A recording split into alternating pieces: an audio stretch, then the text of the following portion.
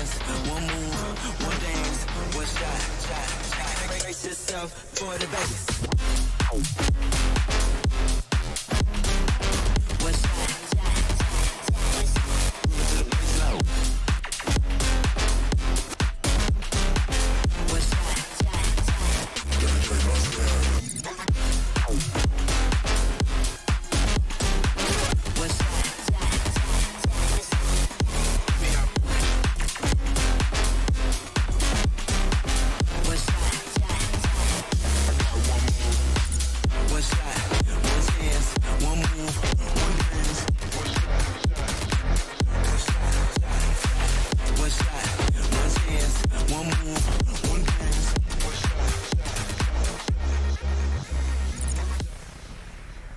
Good evening, ladies and gentlemen. Welcome back to the Saints Gaming CA stream. We're here for our second week of Play vs. Overwatch action. My name is Dan Banner, and joining me once again here for some Overwatch, we have Shadi Hanna. Zeddy, you looking forward to this match up against Cornell College?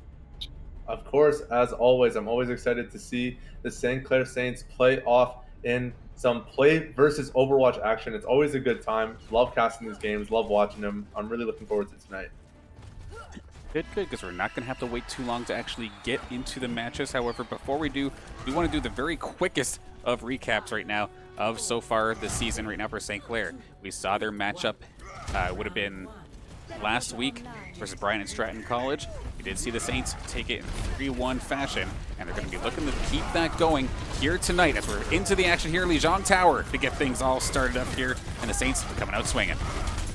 Saints on Lijiang are a force to be reckoned with. We've seen them dominate this map a number of times. I believe actually last week in the NECC they started off on this map as well and had an absolutely dominant performance, really abusing that Symmetra to get onto the point. And it looks like just as the Saints do, we've got another Kale on Symmetra game here for the team, starting off the point right with the easy cap. It's going to be a nice pick from Commanda actually to keep this pressure going after that initial push. I love the way they're defending this forward spawn like this, getting right up into their faces. This is the St. Clair that we like to see. Strong, unyielding defenses that push you right back into your spawn. And look, Cornell can't even leave the base. It's just murder out here.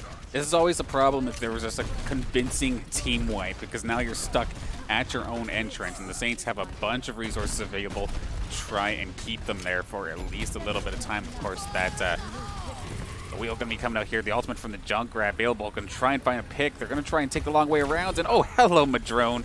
Gets taken down nicely. However, Bailable is going to trade his life out in that situation. Commanda does go down. Stinky and Smixology going to get this ball rolling here for the side of Cornell College.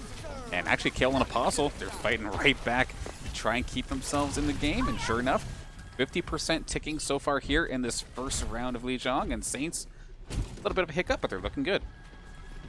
Literally doesn't even matter. Like, that tire was so troll, and it worked out so well because once they got that pick onto the support, even though I believe it was available on the Junkrat, died right away almost immediately after whipping out that tire. Like, it's just you can't fight when you're down a healer like that. And Cornell really misjudging the resources, forcing that play yet again. Prince Wada just slapping his way through the front line. Gonna knock everybody out. Daniel, the only one really left on the point. They are actually running the pharmacy now with Hot Wheels playing that supportive utility. Gonna chase on to Daniel on the Pharah there. Smexology trying to do what he can. Pops Diva out of the mech, but Apostle does get the counter kill. And now Bailable happy to farm his ultimate off of this pharmacy, having no issues at all. Probably gonna find the pick onto the Mercy here. Just barely survived. But that should be the kill shortly here as they chase Mercy down off the point. Does actually pick up the health pack, and it looks like she is going to fall to her death. No, that is the boop from Imp to seal the deal, and 100% to 0 for St. Clair to start off this map.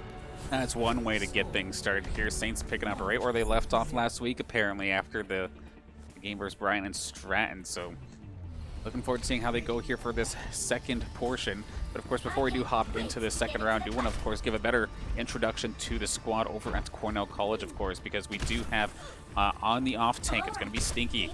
Then we have Hot Wheels on the Lucio, appropriate name considering the character he's playing. We have Shy Panda, and on tank, Madrone is the other support, or is one of the supports here on the side of Cornell. We have Schmexology on DPS and Daniel on DPS as well. And of course, your hometown squad, you know who they are. No changes here. We have Prince Wada, Kale, Imp, Commanda, Available, and Apostle ready to rock here for round number 2. Gonna make this teleporter work again here. Kale's making this Symmetra work for them. Saints have looked really strong so far since the beginning of this season. They are just doing an exceptional job of dominating teams in the first 30 seconds and then maintaining that pressure for the rest of the game. There is a lot to be said about a team's ability to early cap consistently, and St. Clair is just one of those teams that always manages to find their feet on the point first and hold their ground into the majority of their matchups. And just as it is foretold, St. Clair getting the first cap here, going to be nearly the team wipe, I believe, taking out almost all of the members on Cornell, forcing them completely off the point. Going to be a really easy way to start racking up some percentage onto this point as the ults do start to get charged. Nearly everybody's about 50% here. One more fight should do it, and we can already see holding that front line. Look how quickly these ults are charging damage. Commanda already at 75%. That Coalescence is going to be online so quickly. It is going to be absolutely massive. Prince Wada with the triple kill. Smack away, baby. Let's go. That's a quadra kill now. A penta kill for Wada. This guy's unstoppable. That's the... Oh, no. Kale. Oh, Kale, you... Geez. Oh, what an unfortunate situation for Wada. Was going for the clip, but Kale said not today. And at least we're getting griefed by our own team. You know, you don't ever want to be the guy who's getting screwed over by the enemy. At least we can do it to ourselves and have some fun with it. Yeah, it's a rare opportunity where you see somebody just completely wipe everything through. Coalescence is going to come out here from Commanda. Kale's going to go down pretty quickly, however, from the Dragon Blade from Daniel. That being said, though, Commanda gets himself the double. Daniel and Shy Panda both going down. The Shatter is still available here for Prince Wada. Does get jumped on a little bit, however, nice pulse bomb coming out here from Baleable, going to shut down Madrone's Brigida, and now that's going to be pretty much all the supports gone. The Saints are going to be able to just chase them on through here, back to their spawn once again, and with 75% and counting, there's probably one more fight left in the tank here for Cornell, and there's 4 ultimates available right now for St. Clair. I do not like Cornell College's chances going into this one. This is kind of a doomsday situation for Cornell, if you're being honest. Stinky had the holding mech so early in that last round, and Wada with the massive shatter. It doesn't even surprise me anymore. Like, I'm not even phased when I see it on cast. We just expect it from him at this point. These all awesome ultimates to just completely dominate a team fight. Now St. Clair at 99%. Cornell had to ditch the fight and get themselves onto the point to try to delay the cap, actually picking up a number of kills for themselves here. Daniel with the triple kill, the nice slice and dice reset on the Genji is actually going to buy them a little bit of time. They should be able to pick up this last St. Clair member here and potentially get themselves a couple points of percent here in the beginning of this, towards the end of this round, rather. But it shouldn't be too hard for St. Clair to recap here. We can already see Prince Wada 70% of the way to his ultimate already. We know he's going to charge that up fast. I think he does manage to actually get remexed before the fight breaks out. And Wada falling quite quickly. St. Clair going to have to reset their tempo here and slow things down a little bit, unless they turbo int and throw the entire round. That's what's got me questioning a little bit here. We've seen a couple switches as if they were the ones down 99-0. Like seeing the emergency Hammonds come out here from Apostle makes a switch back over to Diva as well. It's like we didn't need to force that. You just regroup yourselves and get ready for another push, especially with a couple of these ultimates locked and loaded, ready to go. As we see the Coalescence coming out here from Commanda to lead the charge here alongside Prince Wada. Got to watch out for that pulse bomb from Baleable. It doesn't actually find its mark, however. This fight not necessarily going in the Saints' favor. Dragon Blade coming out here from Daniel, trying to keep everybody alive as Commanda, but not going to be the case for her. It's taken down. Apostle and Baleable, I think the last ones alive here anywhere near the point.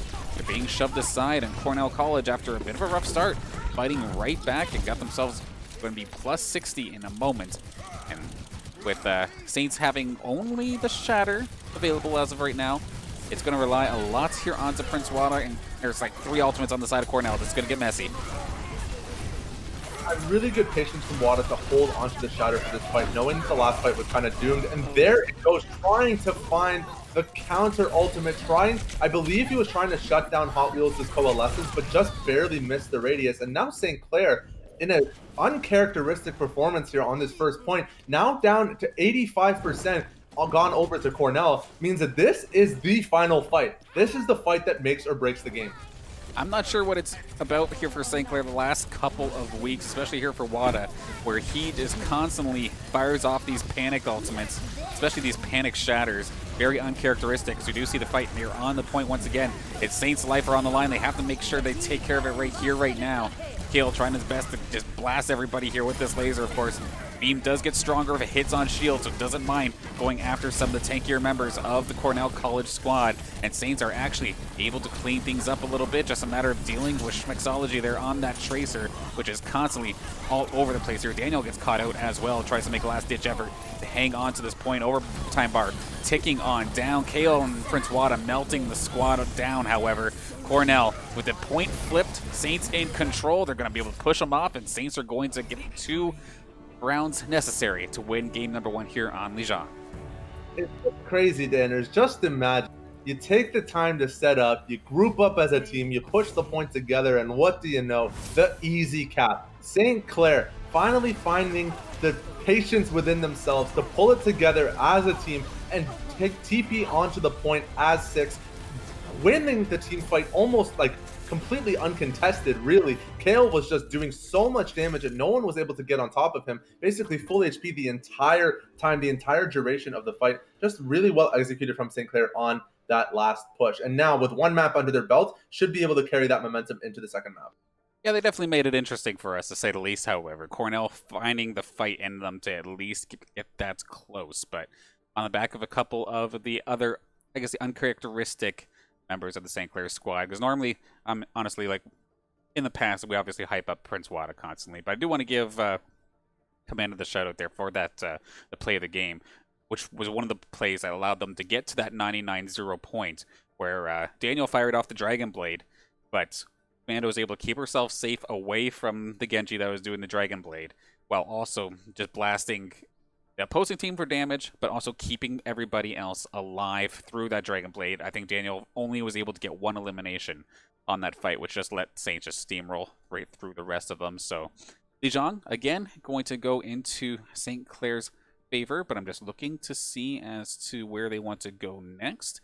Last week, we got to see Hollywood for the first time in a little while on the collegiate side of things. Seems like a bit of a hit-or-miss map that nobody really likes. I'm just waiting to get the confirmation from the teams as to which map we are going to be selecting here today. I love Hollywood. I love that map. It's so fun. And it's such a fun point to watch, too. Loving how teams attack that point, especially that second point once you've captured the payload and you start pushing it. And all those buildings, you have all these high angles. You can get some really creative sniper angles on that point. It's a really fun point to watch. So I do hope we will get to see Hollywood today, but there really are a number of hybrid maps that are just so fun to watch. I think some of the best maps in the game really are those hybrid maps. The King's Rows, the oh my gosh, my mind is blanking. I mean, it's Saints. It's probably King's Row. yeah, King's Row. You know what? It's not even worth talking about the other ones because King's Row is the only one that we want to see. We love it a lot. Hollywood is a lot of fun to see, however, so I do hope we will get maybe a nice little change up, especially for the viewers. You know, give us something else to watch, something else to enjoy. But comfort is comfort, and you know, Saints picking the maps that they know they'll perform the best on is obviously what's in their interest. So I guess we'll just have to see what the teams decide. Absolutely. One thing I want to hop into before we actually get started into Game 2, because Cornell College is going to be taking their time a little bit, trying to figure out exactly which map they want to take on here for this hybrid section. But we need ourselves a little prediction mini game. I've been slacking these last couple streams, getting a little bit overloaded. So now that I have a second for a breather, what kind of prediction do we want to do here for our St. Clair squad, considering we don't necessarily have KDAs available to us in Overwatch? What should we try and... Let's give a play of the game to our we've already got Commando on play of the game. Let's do play of the games for our off tank or our alternate support. I'm blanking on names right now. You're gonna have to help me here. But we've already seen Commando. We've already seen Wada. Let's see who can get the next play. Will Apostle or Imp find themselves as the play of the game? That's the vote. We can do that. That's the vote. I still remember my very first cast with Saints Gaming was an Overwatch cast, and Apostle at the time was playing support, and it was on he was playing Brigitte, and I hyped up his Brigitte so much, and he's in my class, and I kept talking about how good his Brigitte was all the time, and he only played the hero one singular time, and if I can see him do that again today, I will be the happiest man on earth. That would definitely be hype, and of course, in very similar fashion to last week, we go again talking about hybrid maps and whatnot, and it's play versus. It's not NECC. We got baited again. It's not hybrid yet. It's 2CP, and I think we're on a map that you and I've had our differences on a little bit here today, as we are on Temple of Anubis, because this is going to be a nasty bloodbath if I were to ever think about it. Too volatile. It's not necessarily Volskaya Industries level of volatile, but it's definitely up there. 2CP is famous for the walk of shame back to point after that first pick. McGurgle gurgle, yes indeed. Let's get ready. That was really good, actually. That was impressive. I'm gonna have to get a soundbite of that. I might change my text tone to that. Okay, dang it. Really nice map for some of these early skirmishes. We know teams like to get dirty on this first point and really just fight non-stop. It's constant kerfuffles, especially in that side room here. We can already see Cornell looking like they're going to make the right push here, going through the small room on the right side. Already now Kale forced to back off and find himself a high ground view, but Bailable with the mirror match 1v1 does actually manage to find the pick onto Daniel. Already going to dive in here and try to do some more damage at melee range. Apostle finding the pick onto Hot Wheels should completely nullify this push from Cornell. Imp with the pick onto Shy Panda. Kale taking down Snexology. That's going to be a wrap, and St. Clair easily going to defend this first push from Cornell. Well, I'm glad to see that guy's name has finally successfully baited you. So, anyway, you were mentioning that you wanted to see Imp on Brigida. Well, it looks like we get it this time here for this initial defense here on Temple of Anubis. It's interesting to see Available picking up the Genji as well. It's not been something we've seen from him too much so far in this season or in past seasons. So, something or another must have made him pick up this hero in the last little bit. And then Kale, tried and true, will see the kiss of death at some point here. Does have Apostle there with the grab, ready to combo it up to when the time does come. However, not going to need it just yet. Cornell just going to keep throwing themselves at this point, and Saints are just going to knock them dead every single time here. Stinky, the last one alive, running for the hills. One more shot just to finish it up. Nice little headshot there from Kale to finish the job, and so far so good here for Saints, but there's still 2 minutes and 30 seconds left on this first point. Tanner, I don't think you appreciated just exactly how brilliant that was from St. Clair. They've already nullified the push. They knocked D.Va out of the mech. It was just a baby D.Va running around with nowhere to go and nothing to do. And Kale deliberately held the headshot so as not to dominate and intentionally trickle the point there so that they had a slower engage here. It sets up for this beautiful team fight. Coming out from St. Clair, Apostle with the Graviton into the Dragon is going to be an absolute wipe for St. Clair, but it all started from Kale's brilliant execution on that play, the intentional trickle. I love seeing teams do that. We see it in League of Legends, we see it in Dota, and we especially see it in Overwatch, and it is so good to see when a team can be patient with their kills. But now, that patience has come to bite St. Clair in the butt. Cornell getting the counter kill now. Daniel with the double kill reset is going to mean a near team fight finish for Cornell. I believe they are going to get the cap here. They're already about 70% of the way there, so that should do it. But St. Clair managing to burn nearly 3.5 minutes off this point is really good for them to slow down this second push. And that just did about Temple of Anubis, right? Eventually, the ultimate economy just kind of lines up in your way, and you'll finally find your chance at breaking one of these points. One of the reasons why 2CP maps definitely aren't one of my favorites, but you have to learn it nonetheless. Man, I'm going to whip out the amp boost onto somebody. Did that go into Prince Wada? In fact, it did. So he's dive on in. Commander does go down. Wada trying to defend here versus Schmexology there on the Reaper. Of course, definitely a rough matchup for him. That's going to be the D.Va bomb coming out here from Stinky. Is it going to find anybody? Not quite. Tries to get the Saints off the point for just a second, but not enough to really do too much damage. Apostle's Graviton is right on target. I've never seen a Biotic Grenade get a double kill. Nice job there for Commander to shut things down. And here's that stagger like you're talking about again here. Just going to force the fact that there's not going to be a chance at a proper 6v6 for just that much longer until Available decides to finally secure that finishing blow. Nicely done there for the Saints. No ticks taken down on that B point, and they have about 3 minutes to try and hold this. It's just so cool to see when teams have that much confidence that they will look you in the face. They know that they're going to kill you, and they're going to make it slow and painful and just deliberate, completely deliberate, and so just a beautiful strategy executed from St. Clair. Now the Dragon getting committed by Kale is going to completely nullify that side angle push, actually winning out on the 1v1 against Daniel. A really not unexpected victory for Kale in that 1v1 situation. Does end up falling to Snexology as Bailable picks up the counter kill, and again St. Clair completely denying this push from Cornell. And just the slow tickle beam of death there from Prince Vada until that was a Shy Panda could jump away. Here a little bit. I can't hear you on stream right now. We're just gonna keep going while we figure out what's going on there. Looks like we are having one or the other of us getting mixed up with the other.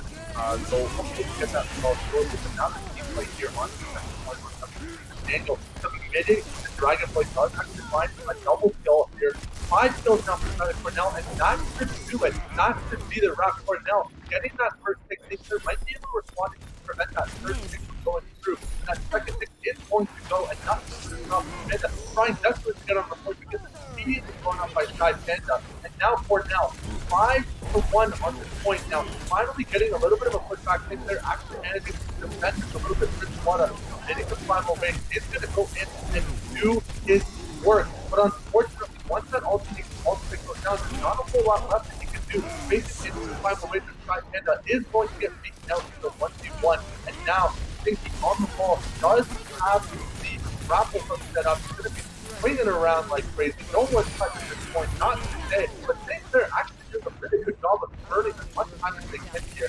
Kind of that last thing that's to convert as much time. You're not really intending on putting the points so much as far as stalling out the squad. They're doing their work, doing the best they can to keep the timer going.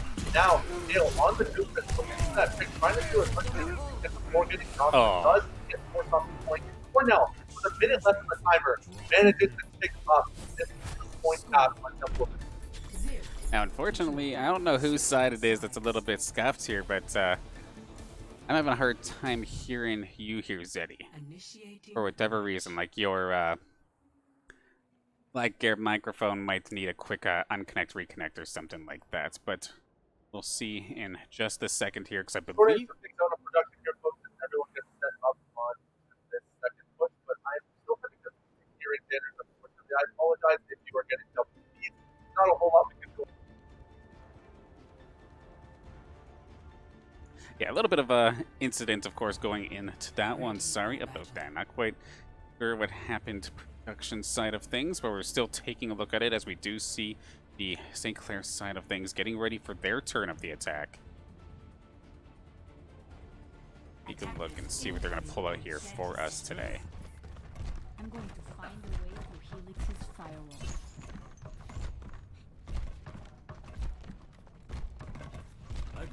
I low-key might have just kicked Zeddy from the entire server. I might need this later. 5, 4, 3, 2, 1. Attackers incoming.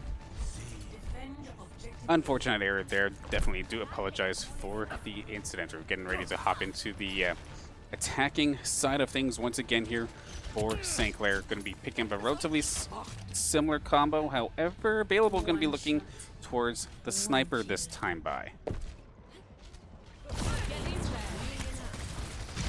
So they can get the move on through here. However, of course, the side of Cornell College is going to be up on that high ground, once again, just constantly peppering down. Yeah, Schmexology there on the Soldier 76, going to try and do some work versus some of the squishier members on the side of St. Clair. A lot in the midst of anything. Kale actually going to take care of Shy Panda and Stinky. The tank line is down here for the side of Cornell. Saints push over and try to get themselves a nice quick first capture here. Looking good. Apostle's going to find himself the double, make that the triple. Hot Wheels the final one to fall, and Saints are going to capture this one in record time, able to secure this one nicely. All right, ladies and gentlemen, it looks like we are back. I apologize, we've had some technical difficulties on our end, but we are good to go. Can everyone hear me okay? We gotcha, we gotcha.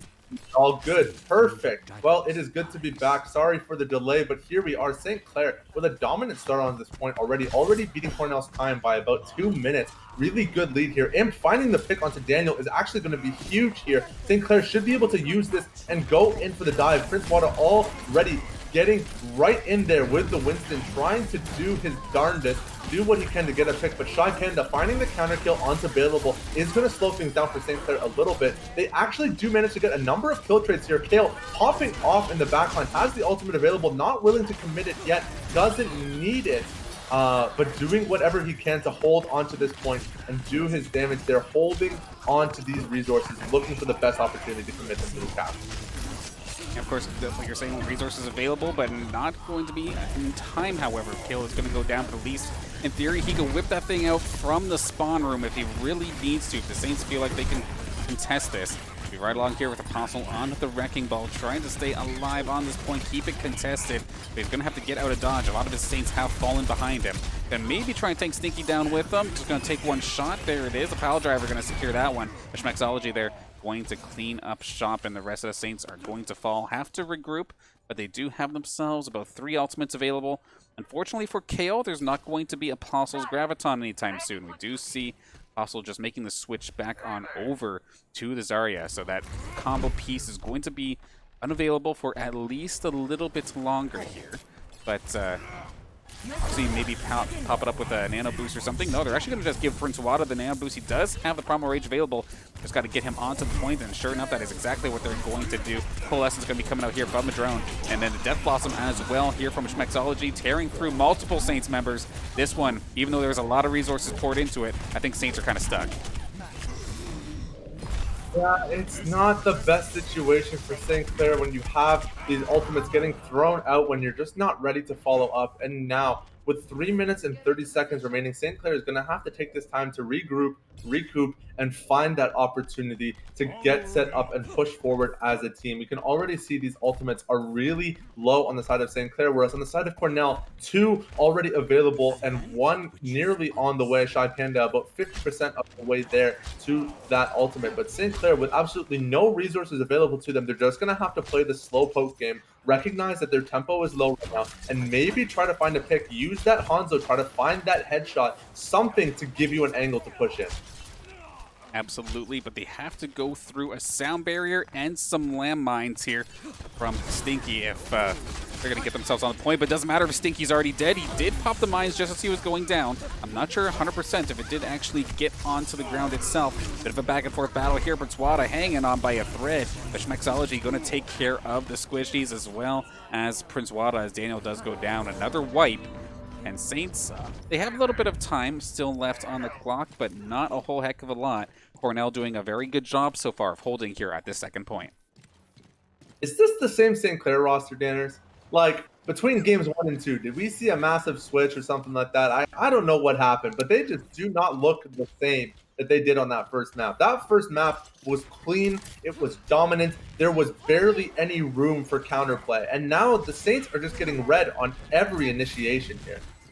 It definitely does seem a little bit odd. I don't like the fact that the urgency with some of these characters or hero switches when it's not like dire needs. Like we've seen Apostle, of course, for example, go over to the Wrecking Ball, even though they still have plenty of time, removed whatever ultimate charge they had left. And we're going to see the Deadeye come out, so they're going to get the tank line. So it's a good start here. Shy Panda does go down pretty quickly, but they're going to have to fight through a Coalesce and Schmexology there. Going to get smoked by the Flashbang. Available, going to line that up with a headshot, take him down.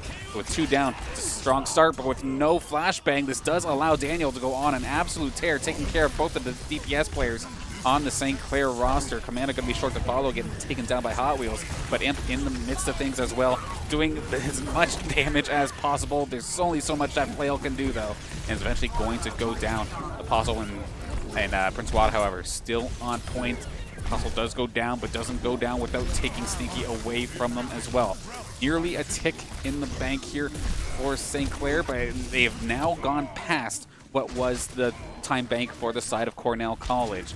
With less than a minute to go to try and get this second point, Cornell still looking very strong, and Kale again has his dragon shot here, but no combo piece to kind of work with it. Yeah, the unfortunate story for St. Clair here is that commission of the Graviton Surge from Apostle on that last push means that it is not going to be available to combo here with pick. Now, for St. Clair, in order to get themselves set up on this point, they need to find that pick and tempo it. That's how the last push works, and it's going to have to be how they push this next one. But Smexology, with the Death Blossom, finds the double kill onto Kale and Commanda, and the fight lines for St. Clair are just absolutely shredded by Cornell. With 20 seconds left to touch the point and a Wrecking Ball on the other side, I don't even know if St. Clair is going to be able to get a foot on it before this is over. By the time they even get themselves onto the point, they are going to be hurt at least like half of their health, as we do see Prince Wada getting absolutely chunked right away. It is going to go down to Apostle, but is anybody going to be able to actually touch this?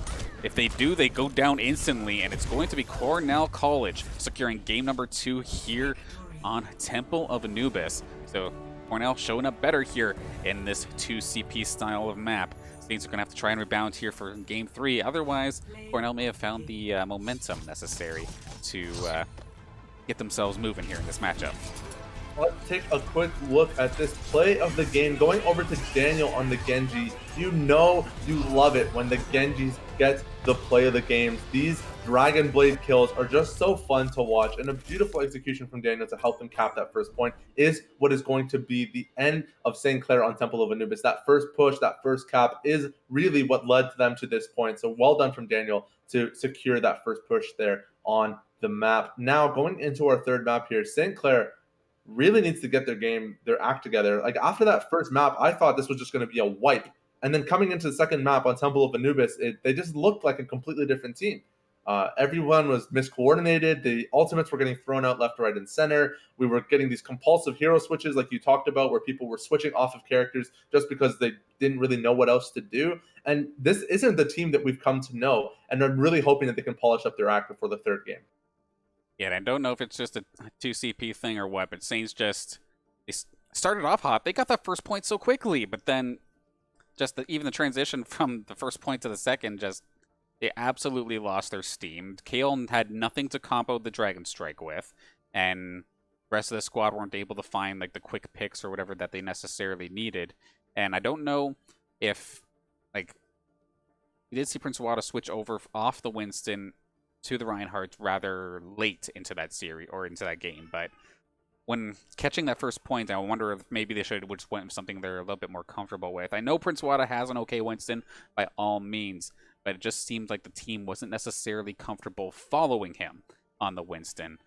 So I'm curious if maybe the quick main tank switch would have changed things up a little bit. But of course, I'm not the coach. I'm just a mere commentator and a producer, of course, who accidentally kicks his co-casters right out of the Discord server because, well, so. Yeah, that was frightening. I thought I got hacked or banhammered or something, but you incidentally got the Dan or ban hammer on accident. I've now learned that kick from the call does not mean kick from the call. It means kick from the server.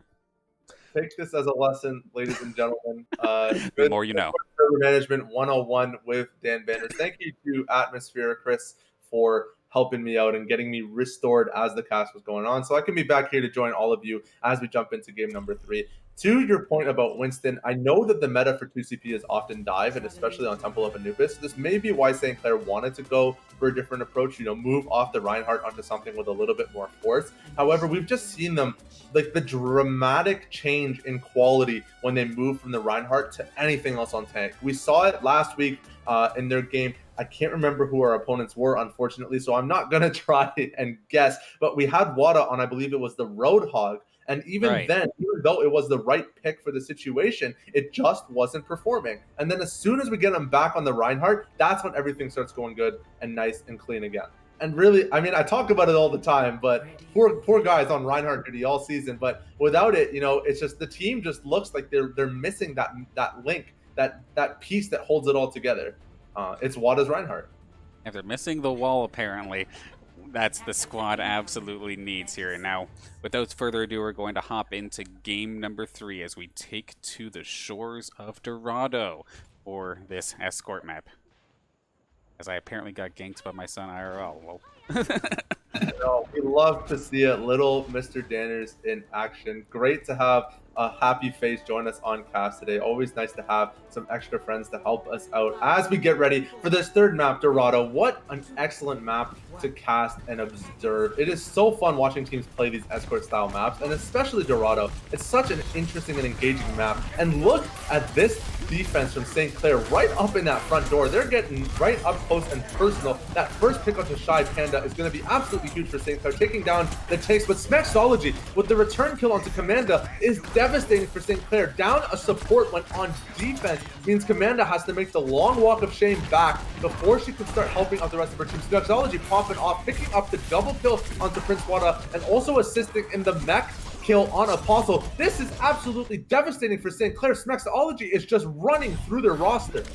I mean, this just could not have been a worst case scenario here for the St. Clair squad. They forced themselves into that sneaky house play, but the playstyle here from Cornell College was ready for a close-up engagement. It was absolutely just incidentally hard counter there. Smexology had absolutely all day just unload those shotguns into everybody on the St. Clair side of things. And now we see them trying to switch it up to a bit more of a mixed comp with Kale switching on over to the Ash, but it's going to find effectiveness? Not necessarily. Daniel going to take him down. We have the Death Blossom coming out as well. Going to find Imp eventually, and wow, Cornell College.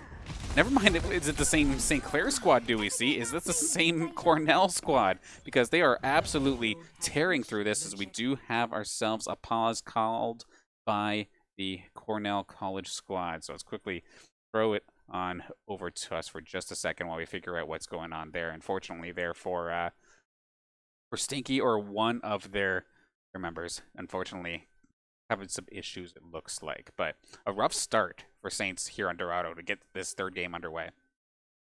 Thank the heavens we got that pause, because St. Clair, Lord knows that they need a timeout right now to regroup and rethink that strategy. What a horrendous start to that point. They looked like they were doing something strong. It looked like they had something in mind, and it got completely blown apart within the first 15 seconds of that point. This offensive line from Cornell is really interesting when you break it down into piece by piece what these heroes are designed to do. You have this Reaper that's supposed to be really good at breaking through tanks and front lines. He eats up shields. He destroys champs like Roadhog and Winston at melee range. He's really good at breaking through this front line. And then you have this Genji that ignores the front line completely, looks for flanks and picks on the back line, and gets his kill and gets out really fast. This assassin-style character in the back line. And it's really interesting when you think about it, because at face value, these are just two heroes. These are just two heroes in the game doing what they do, pumping out damage and getting their kills. But what it is it's a calculated strategy from Cornell, because they know that St. Clair wins through their tank line. So they have one hero that's going to mess up your tank line and another one that just doesn't care about it at all. And they're really just showing St. Clair how ineffective they are when they can't rely on their tanks. Now, finally, St. Clair getting something back under their belt. A nice pick onto Shy Panda should help to slow down this push. The bomb did stick, I believe, but it wasn't able to find that kill. And now Bailable losing out on the 1v1 again against the Reaper. Kale does manage to find himself a pick onto Hot Wheels. But again, you have to remember, folks, that these kill traits are always offensive favored because you have a shorter spawn. The walk back to the point is so much less for Cornell, and Cornell dominating that point like that should mean that they're able to get a decent amount of push onto this payload here. Apostle trying his best to buy some time on the point, but gets knocked out of mech immediately. Shy Panda picking up the kill there, and Cornell is going to have a heyday shoving in this point.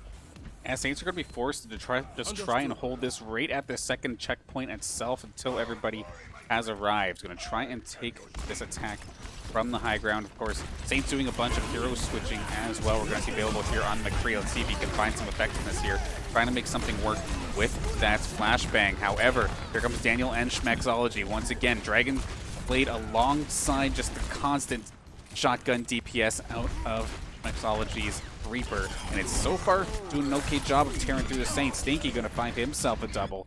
Hale running from the spawn room, and Imp trying to keep everybody topped off, but you can't really keep that Baby Diva alive for long. And Saints are just gonna get absolutely melted. It's gonna be all down to the last checkpoint. This is one of those games where, as somebody that, spends a lot of time watching and observing video game strategy, this is one of those games where I know they're sitting in chat yelling Coach Gap, because something happened between game 1 and game 3 where these teams just figured each other out, and Cornell just learned everything there is to learn about St. Clair and is now furiously exploiting those weaknesses.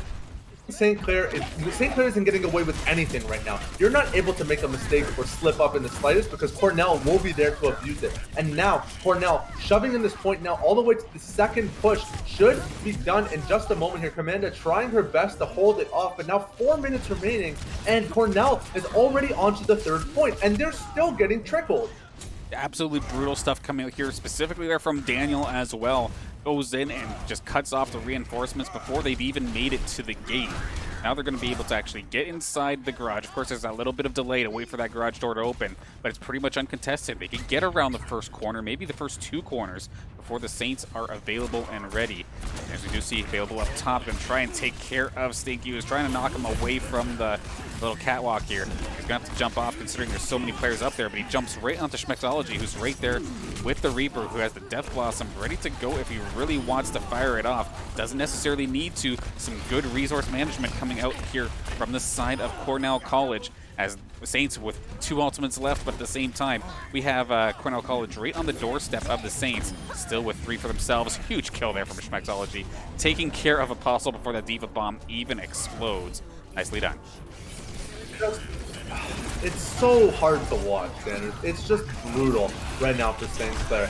Nexology finally committing the Death Blossom, was actually holding on to it for a significant amount of time there, just knowing and being patient, knowing that he didn't need to commit it to hold off at that point. Now, with the furious spot to the ball, Apostle doing whatever he can, but it's not going to be enough. Your best is not good enough in this situation, and now Cornell is just having the time of their lives, picking off St. Clair members one by one. Daniel finding that pick onto Bailable is going to be huge. Taking out that core DPS threat from St. Clair should mean that they're not receiving as much damage back onto them on this defense, but St. Clair actually managing to find themselves a good defense here. I believe it was the beat from Imp, dropping the beat on that Lucio is what managed to actually hold this defense. Finally, Imp popping off, making the play that his team needs to hold them into this game, but they've still got 2 minutes to burn. Absolutely. It's just a matter of maybe throwing yourself at the Saints once, maybe twice. Just load up some alt charge. Don't even worry about winning the fight. Just get charge. And then with like the last 30 seconds or so, just absolutely using everything you have. Especially since with the Saints alt charges right now, they basically have to use everything they have in order to get that first initial save. Commanda's the only one with the ultimate available for Coalescence. Gonna make things nasty. However, we gotta now watch out for the side of Cornell. That was a Dragon, the Nano Blade coming out, but it does get taken down. A bit of a back and forth here is Bailable from the skies, making something happen here with this Echo. Took down a bunch of the softer members of the Cornell College squad. Just a matter of dealing with Schmexology, who's been an absolute thorn in the side of Saints for this entire game as of right now. And Bailable trying his best with the rest of the squad. Saints should be able to clean this up.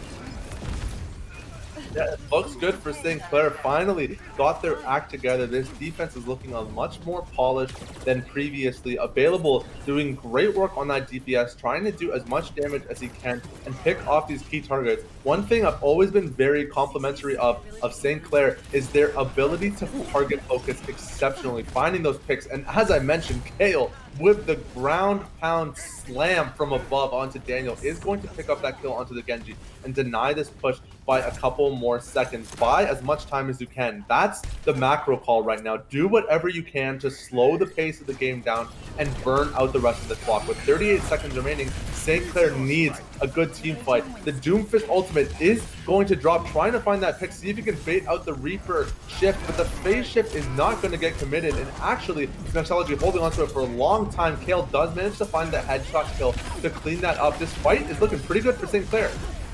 Yeah, so far so good here. Bailable going to be using the ultimate as well, just to mimic it would have been Shy Panda in that situation. They've moved a bunch of these squishier members of Cornell all the way off the point with a couple seconds left. As long as there's no sneaky backdoor attempt, which Daniel definitely tried to do there. And we now see Stinky on the point again. The tankier members here from the side of Cornell have arrived. It's going to be the beat drop coming down here.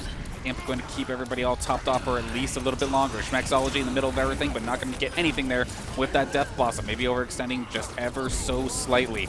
Able just constantly just taken to the skies, basically untouched by this composition. The Echo pick definitely working strong, as well as the Doomfist pick here from Kale. So right at the doorstep of checkpoint number 3, Saints are going to be able to hold this.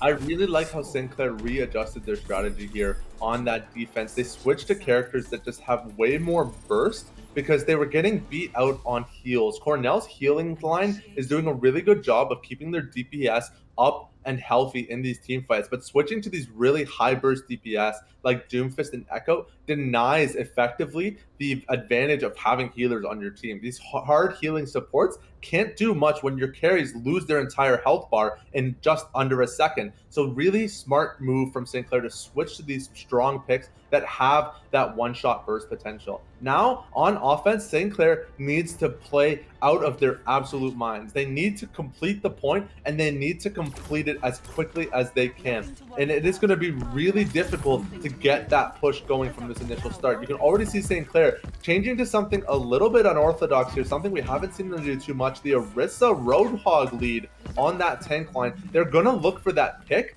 and force that numbers advantage very early on in this round. And if they can do it, it's going to go amazingly well for them.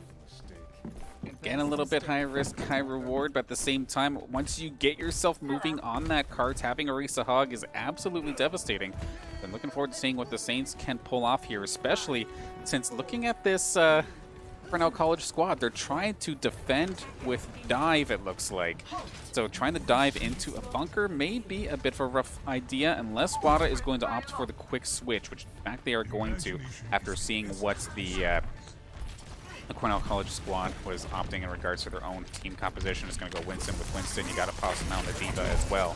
So let's see how they can do in regards to their attack. Can they get themselves a quick kill? They're going to get a quick kill onto Hot Wheels.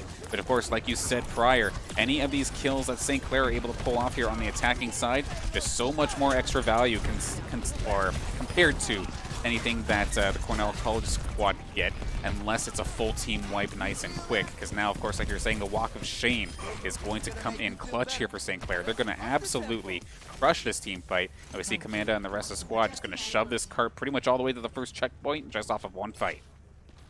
Dorado is one of those maps where you see teams either completely gatekeep the other team, no one gets through, you hold them at that initial point for the full 4 minutes and just make them suffer, or you get absolutely rocked on defense in the first 15 seconds. There is literally no in between. And right now we can already see St. Clair finding a number of picks for themselves here on this second push. They've got the payload nearly all the way there. They're just hammering into Cornell right now, doing as much damage as they can, finding these key picks available, getting all the cleanup kills. His face is showing up everywhere on that kill field, doing a great job of finding these key targets and just blowing them up with that laser. And now St. Clair going to be able to cap that first point in just over a minute. Absolutely crushing it, and I do need to give the shout out there to Kale for keeping on this Doomfist. Every single time Daniel shows himself, as soon as the dash is used, Kill jumps on him and just combos him. One combo, you're dead. And it seems like for the most part in regards to like characters, I feel like Daniel's just been playing Genji this entire game. So if Saints have finally found the opportunity, the kind of composition necessary to shut down not the one trick, but the most comfortable hero pick on the side of Cornell, that would be absolutely huge here. You see Beowulf continuing to duke it out with the rest of the Saints against Cornell, and so far, so good. 2 more kills in the bank here for the Saints, and just keep pushing forward. Schmexology is not going to be long for this world at this rate, but we make it around the corner, and it's still going on. I like Imp's support philosophy. The offense is the best defense. If you're killing them is the best form of crowd control. I'm watching him, and I believe it was available, taking that 2v1 onto the ball, and rather than going for the heals, just says, hey, if I kill him, then it's all well and done.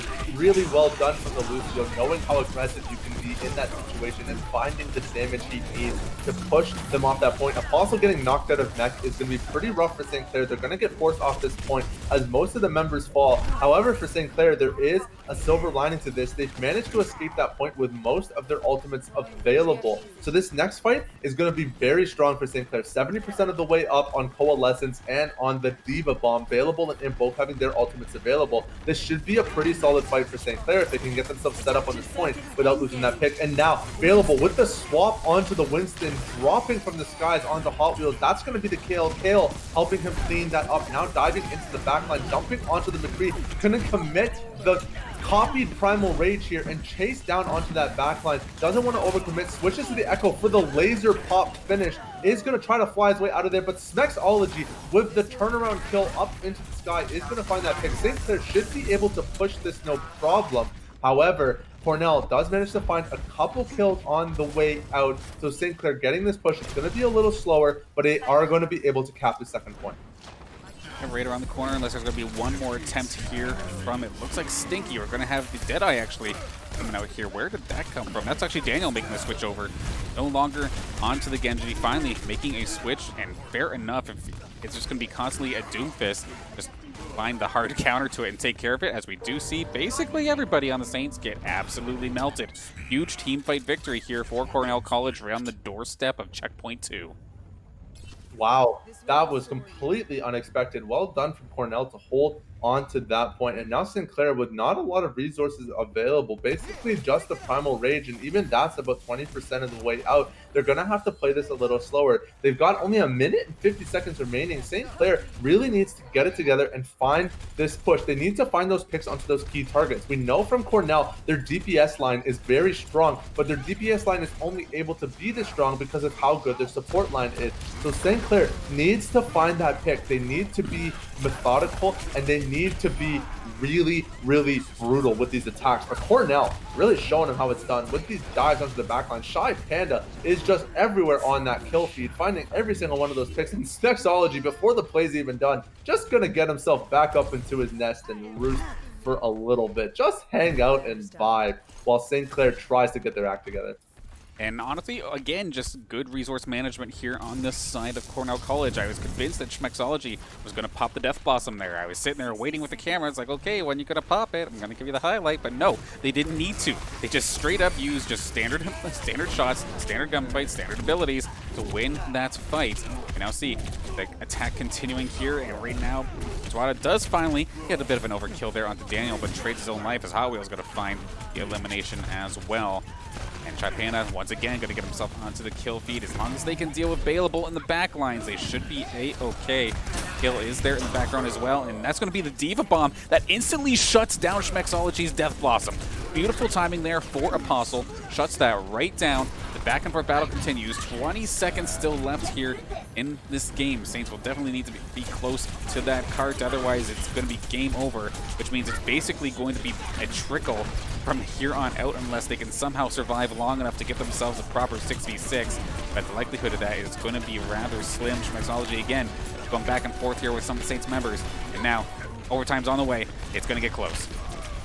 They're doing a really good job of finding these picks. They've finally broken through the defense line of Cornell. That should do it for St. Clair. They should be able to wrap this point up. Finding that kill into Smexology was huge for this offensive. Once you take out that core DPS line, there's less threats against you, and you can use that space to push in and get a little bit more aggressive, knowing that you're not going to get blown up as fast. Now St. Clair, knowing that the DPS line is a little trickle from Cornell, is going to get that forward dive and try to get this payload push a little bit farther. Apostle knocking Smexology off the high ground is going to be a really good hold on that optimal positioning here for this point. This pick onto ball will be huge, and Kale with the ground pound is going to find the pick onto Stinky. Daniel does get the one-shot pop on onto Commanda, finds Bailable off to the side, but Kale with the counter kill, the Doomfist v Doomfist 1v1 now in the front line, if trying to do his damage here, but he's not going to be able to do enough through that coalescence.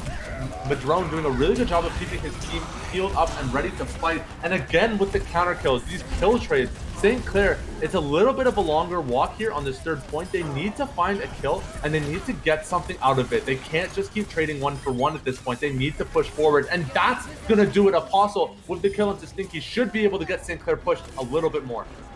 Yeah, looking good. Of course, this is the only defensive point here on this map where the defense probably doesn't mind going 1-for-1, considering how quick you can get yourself back into the fray. That being said, though, you do have just the one ultimate here from Kale. Where is he going to start jumping in? Actually, that's more of an escape tool than anything. This is Wombo Combo. Looks to just try and zone out the rest of the squad. But as he's up here in the skies, the rest of his team just straight up died. Unfortunately, there for the side of St. Clair, everybody just got melted. I don't know what happened, but it's going to be Cornell successfully taking Game 3. It's just an unfortunate execution for St. Clair. I think I think as the point progressed, they had a game plan in mind, and they just weren't able to capitalize it. You could start to see some moments of greatness where they were looking for these key picks onto those core targets, but Cornell was just doing such a good job of out-positioning and out-maneuvering St. Clair. It was really just came down to a matter of, okay, yes, now we have a strategy, but we're just getting skill gaps, and it's really unfortunate for these situations here where you have these beautiful plays in mind, you have this game plan, and the enemy team is just good enough that your strategy doesn't just come together the way it used to, the way it does in scrims, right? This is the big leagues. These are the teams that we're going to be playing against in all of our big tournaments, and they're going to be good at certain things. They're going to be really strong at positioning. They're going to be good at aiming. They're going to be good in these gunfights, in these 1v1 situations. And in order to win these games, we just have to be better. Absolutely. You can't just assume that you can take care of every fight just off of skill alone when these teams themselves are either equal, if not higher, a lot of the times in regards to individual skill. I know, like we say in pretty much constantly across all titles with a proper ranked system, that ranking obviously doesn't mean the end-all be-all in regards to their personal solo queue rankings. But to that being said, though, like, it's obvious that their mechanics are going to be a little bit stronger if they're a little bit higher individually. So with Saints going up against, like I was saying, either equal or higher, can't necessarily do some of these cockier plays, or they can't get complacent with stuff that's, if like it worked a couple times, now all of a sudden it doesn't anymore. Teams can adjust. They're not just going to run their head up against the wall over and over again. They're going to learn. They're going to switch. And like, I'm going to give props here to Daniel on the side of Cornell College, because, like, okay, the Genshi's not working anymore. What do? I'm just getting like stunned out all the time by this Doomfist. Okay, what's a good answer? McCree. Absolutely zero factored any of Kale's remaining playtime in that last round.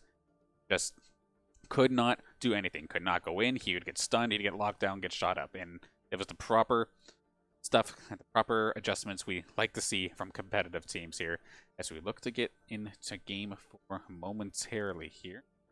Looks like they're just waiting for me. There we go.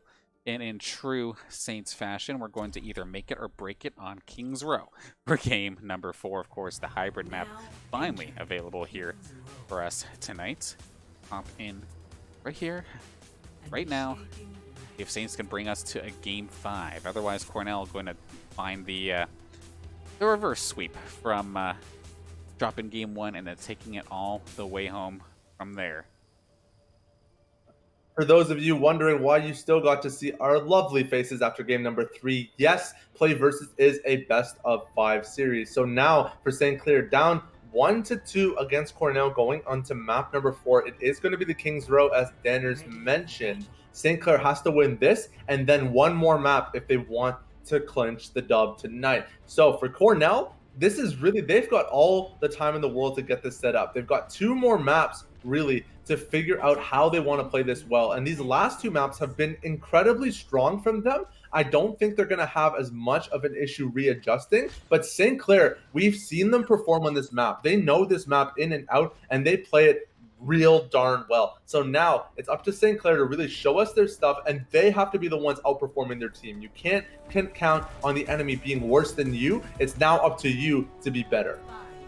Absolutely, and looking at the squad here this time for Cornell, it's basically what everybody's comfort picks have been in the past couple of games. Everything that's been working for the most part back once again, but this time, again, here Available is going to be on McCree, so again, she could be a problem, as we do see Available shutting down Shy Panda actually nice and quick. A little bit of back and forth battle here. Available making this work, however, even with very, very low HP, able to find some of these shots necessary until I switch on over to him because the commentator's curse. But the rest of the squad going to be right there to clean this up. And the first attack, anyway, does get shoved aside. Nicely done for the Saints. Yeah. Available is just camera shy. He doesn't want to pop off too hard when he gets that first-person perspective. You know, he's got to save it for the clip, save it for the kill feed, and we'll find it eventually. Don't you worry. The Saints doing a really good job of holding off that point. These beautiful picks onto Shy Panda are just absolutely dominating these points. Shy Panda has not yet performed really on this Reinhardt. It's been a little bit rough for him every time he's picked it up. I believe the last time was on Yijang Tower when it did not go very well for them at all, as they got murdered on that map. And now switching back to the Reinhardt shows maybe that they're trying to practice this strategy, or do something a little bit different than what they've previously done, but it just, so far, getting blown up like that early into the point is just not how you want to play this pick. You need to be a little bit slower. And look, there, as I said, there he goes again, getting just absolutely rocked by the 100% charged Zarya. Look at this dive from Apostle. He is right up in. Daniel gets the ultimate down, but gets stunned up almost immediately. Apostle finding the double kill. Daniel does manage to get a number of kills for his team, but Apostle just wrecking havoc on Cornell, single-handedly shredding through that front line with that laser.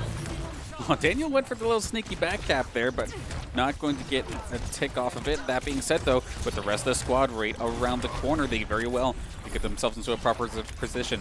Reinforcements have arrived. The kiss of death is available if the Saints want to go for it. Kale is ready and waiting. Where's the grab? There it comes. There's a shot through the wall. Is it going to be successful? It's going to do some decent damage, but not enough to get the kills. It's actually going to be a mixture of the Deadeye actually getting reflected from Daniel. Nicely done there on the counterplay. Death Blossom on point here from Schmexology. And not get any kills with this time by. Saints getting scrappy with it, but able to keep on this point for just a little bit longer, holding this defense strong.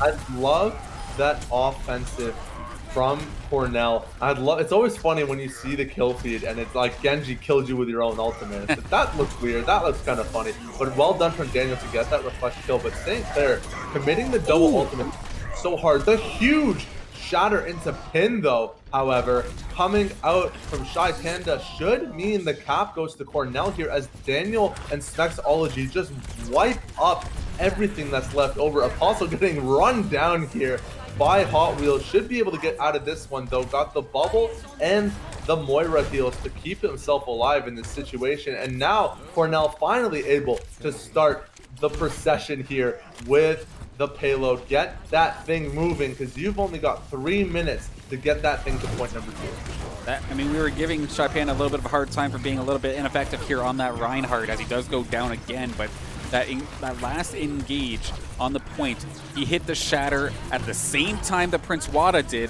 However, Shy Panda's connected first, which means Prince Wada's didn't come out in the slightest. So that was an absolutely killer fight. As we do see Apostle in the meantime, though, getting the rest of the Saints rebounded and recuperated and just melting through the Cornell College squad.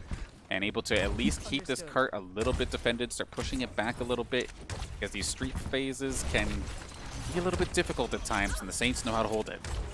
Sanders, you say pushing them back a little bit. I say killing you in your own house. Apostle just walks in and lasered 3 people under the spawn doors available, trying to find a good pick with the ult rather, but not able to find it through Shy Panda's shield. But however, now with that shield gone down, St. Clair with the 5-man kill here, just 1 man remaining. It's going to be Daniel with the ultimate. He's somewhere off in the distance. You can see that faint yellow outline. That's Daniel running behind our team, getting nice and cozy, trying to find that angle, but he's going to get run down. Bailable is going to chase him off a little bit. Actually, Daniel, look at him. He's already on point number 3, finding the big health pack just a mile yonder. And now St. Clair, they're in a 65 situation with this numbers advantage. They should be able to do some work, but Daniel getting the blade committed, trying to find some picks underneath the Graviton. He's not going to be able to find that kill. He's trying to get the pick off onto Imp, but it's just not going to happen. He's just too small. There he goes, and now that the Lucio's gone, this should be a cap for Cornell.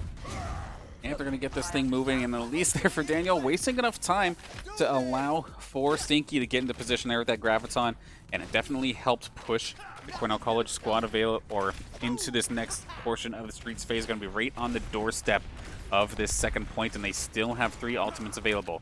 That was one of the things that was scaring me from the Saints side of things. Sure, they defended that last point extremely convincingly, but they blew basically everything in order to get it. They have only the Dragon Strike here available. Sound Barrier going to be right around the corner as well. And that is going to be the Death Blossom coming out here from Schmexology. Going to find himself the double, and everybody else is going to drop. This is going to be checkpoint 2 for Cornell. Man, Smexology just lets the bodies hit the floor with that ultimate. The 5-man kill for Cornell coming off of that Death Blossom. Just a beautiful setup ability. I mean, when I see Reapers in solo queue Danners, I tell you, they're never this good. my Reapers in my solo queue games just blink into the enemy team and get killed before they come out of hit stun. This guy, however, he's just wrecking tanks, he's flanking backlines, he's ulting through everything, and he's never caught dead. He's never caught lacking. Now, available, committing the Deadeye, trying to find a pick for himself. I believe Hot Wheels popped the sound barrier, and that's going to keep his team alive. But Shy Panda, oh no, what an unfortunate mishap. The Reinhardt falling into that pit, that cheeky pit on King's Row. Sometimes you forget it's there. Like, it just shouldn't be there. Right there next to the corner, right around that corner, getting the drop, falling down, and with no tank line to spare, Cornell is going to get wrecked here on this offensive. St. Clair going to push them right back home. Go back where you came from. We've got this payload now. Absolutely. Minute 15 on the clock as well. Is a death ready to go. Hasn't necessarily been on point so far here today. We're going to see if it makes the attempt again. This time, they don't even necessarily even need it. They just need Prince Wada's hammer instead. Just absolutely tears through the Cornell College squad. But they still have 2 ultimates available. They didn't blow too much. As long as Apostle doesn't overextend a little bit. He nearly did. But he's going to be able to get back into the swing of things behind Prince Wada and the rest of the squad. He's going to get caught up in this Graviton, however, going to get messy. Apostle hanging on by a thread. He wants to jump into this fight, but as soon as he does, he's going to get melted. And that's exactly the case. Daniel going to find himself the double after that Dragon Blade. And now, this is getting scary for the Saints. Cornell have the advantage, and they're going to be pushing us right towards that 3rd point. I was gonna say, I really dislike that Dragon Strike from Kale. I feel like a lot of teams, when they have Graviton and Dragon Strike, they're like, ooh, we combo. But like, I feel like that's one of those situations where, you know the Lucio doesn't have the ultimate available. You know that you have the tools to make those kills without needing to commit that big Q button, but we still did it anyways. And it's one of those plays where you make it just for show and not really for combat effectiveness. And unfortunately, it's gonna bite St. Clair in the butt now. Not having that ultimate available means Cornell can just walk right on through St. Clair. I believe that was the team kill, actually. They should be able to cap this. And now Cornell, with the 3-point cap on the 4th map rather, is going to be huge for them, because now St. Clair has to cap the whole damn thing or the game is just over. It's done. I mean, I'll give the Saints some credit, however, for the fact that they did completely drain the time bank that Cornell College would have had. So they're going to get the 3 points, definitely going to be devastating. I have faith in the Saints that they've played this map enough that they can get themselves a 3-point and force overtime rounds, because then they would be the only ones, I believe, who would be allowed to even attack, if I recall correctly, unless they do give end up giving Cornell a minute on the bank. Yeah, I believe that there is, like, I can't remember what you would call it, the terminology, but there is a little bit of time given even to the team that finished with 0 seconds. If both teams manage to cap 3 points, St. Clair would obviously have a time advantage because they would get their time bank plus the additional time given to both squads. So for St. Clair, it's not just about capping all 3 points, but it's doing it efficiently. You know, I'm hard on these guys, but I'm hard on these guys because I've seen them perform. I've seen them pop off, and man, oh man, do I want to see it again tonight. Absolutely. I want to see a game 5, but it's going to be a tough one nonetheless. Let's take a look at this defensive lineup here for the side of Cornell. Let's be honest, it's basically the same old song and dance, except it's a Doomfist, not a Genji for Daniel this time by. Gonna have to be careful there. Commanda and Kale and Amp are all gonna be like right in his sight lines, and gonna pop any of them if he happens to jump on. So we ride along here with Prince Wada into the first attack here for the St. Clair's side of things, right along the point. But Daniel's actually gonna get the jump onto Bailable, which in that matchup, if you can get that to happen, you've basically just won the team fight, because nobody can stop this Doomfist now. Apostle going to try and get a little bit of extra ult charge before going down, but a solid first battle here for the side of Cornell College. I really like Cornell's defensive strategy there. They hold a back point. They don't contest the front door. They play super far back, and St. Clair has this air of safety around them as they push forward. They're saying, oh, they're not here. We get to walk in for free. And then the Doomfist drops from the skies above and blows up your backline. It's such a creative defense. You know, you bait the enemy team into thinking that they have the advantage and then find the pick. Available does get the shutdown onto Madrone's ultimate, which is going to be very big for their next push, but unfortunately it's too little too late this time around. St. Clair getting completely forced off the point.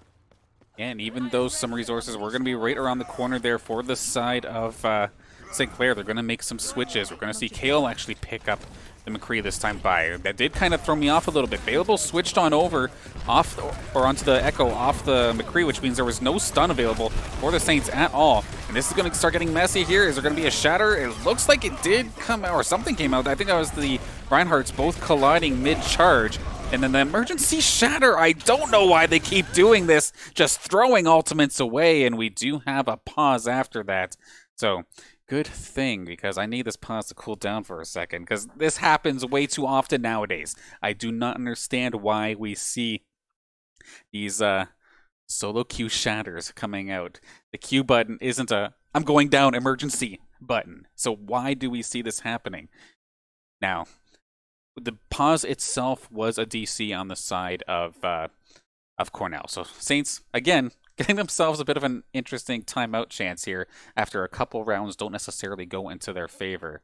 But the start, I would be lying if I'm saying I'm confident with the start of this one, to say the least.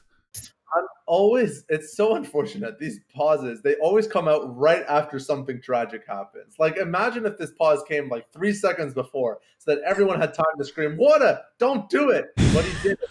And here we are. And this is the situation we're in.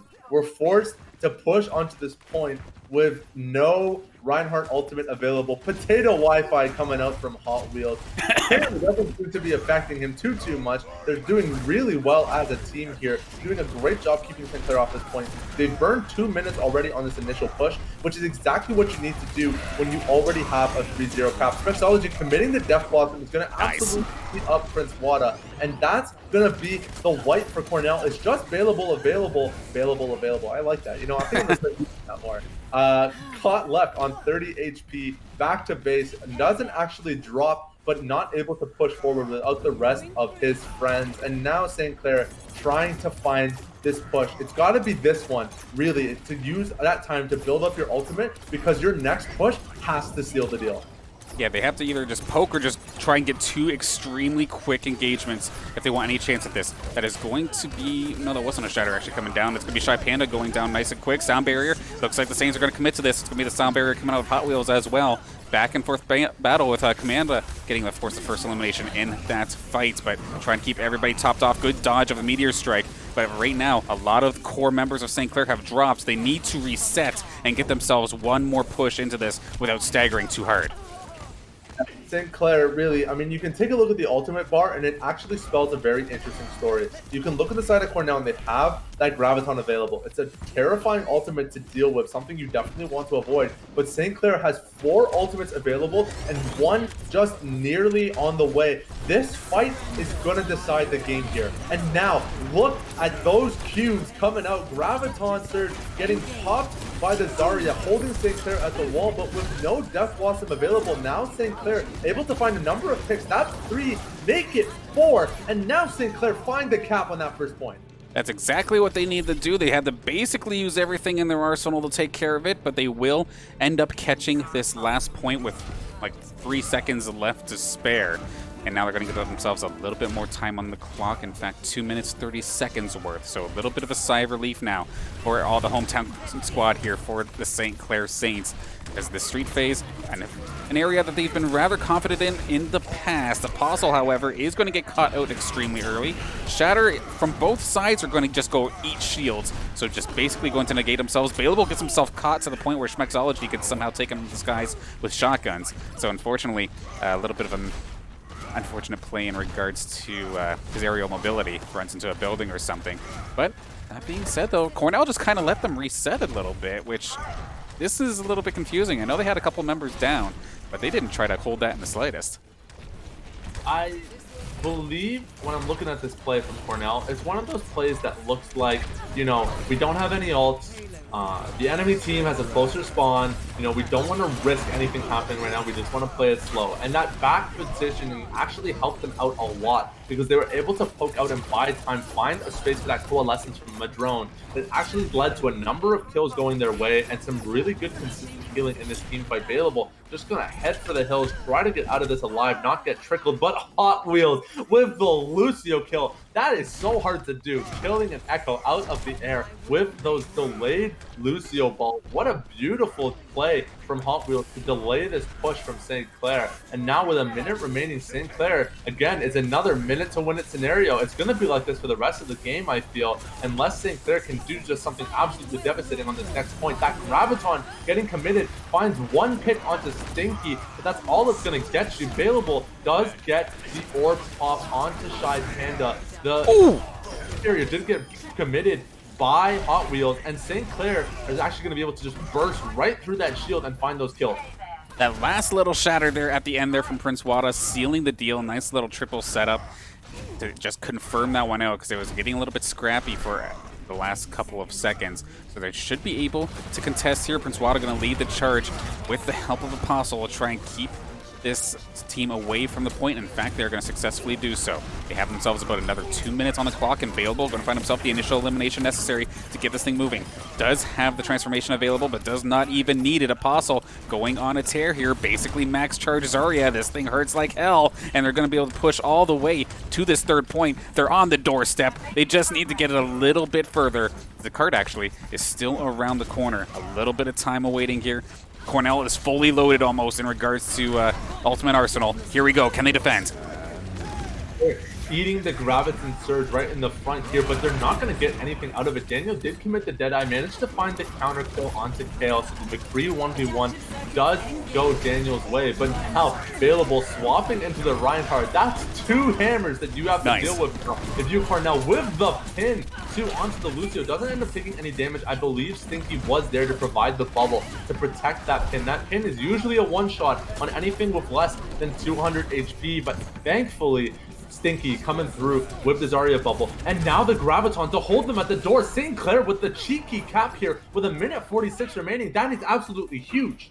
They respected the transformed Reinhardt from Available a little bit too much, and it bit off a little bit more than what they were expecting. So Saints able to push right on through, have themselves the full cap, which now means we have ourselves some overtime rounds. With 1 minute on the clock here for Cornell, they're going to start the thing off on the offensive side of things. Saints going to be short to follow. However, Saints only have about a minute 46 on the clock, so not that much ahead.